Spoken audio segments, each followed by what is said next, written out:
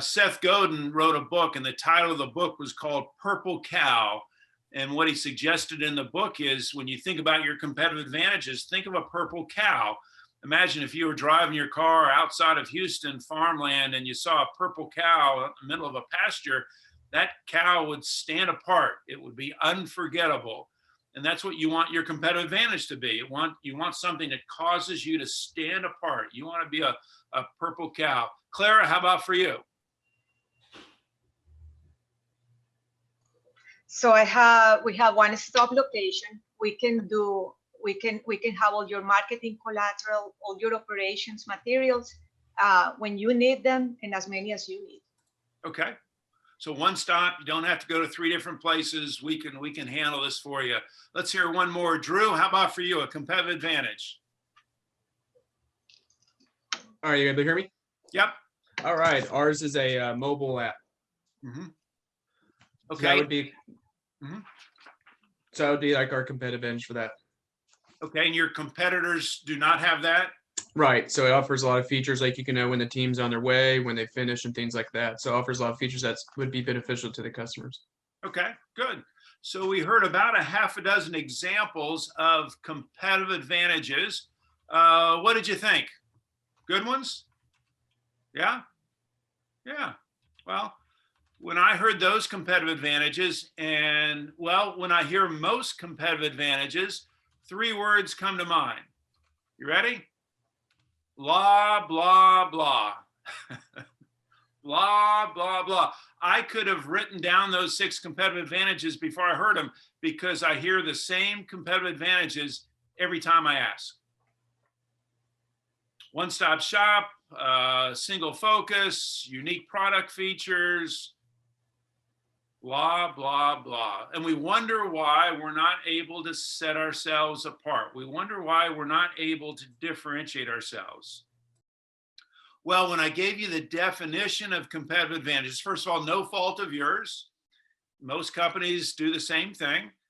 When I gave you the definition of a competitive advantage, I left something out, an important part. And that is, for something to be a competitive advantage, there must be proof or evidence of that competitive advantage, or it's not a competitive advantage. There must be proof or evidence that we can cite relative to that competitive advantage, or it's not a competitive advantage.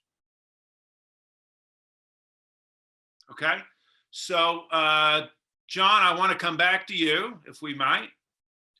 So what would be the proof or evidence that of the competitive advantage that you shared, that you are single focused?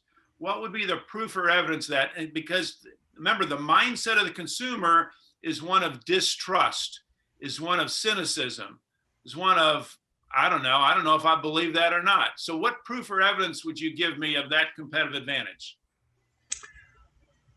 If it's going to be unique, obviously you could list your competitors A, B, C, and D, and have the different topics that different things that they work on. So if they work on 5 items or 6 items, they're not a single focus unique. That would be one that I would think of.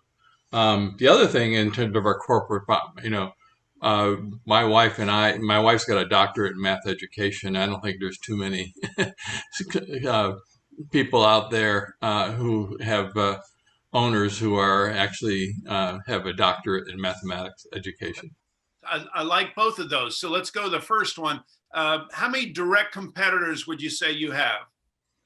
I probably have 6. Okay. How many of those only do math tutoring? None. Beautiful. Okay.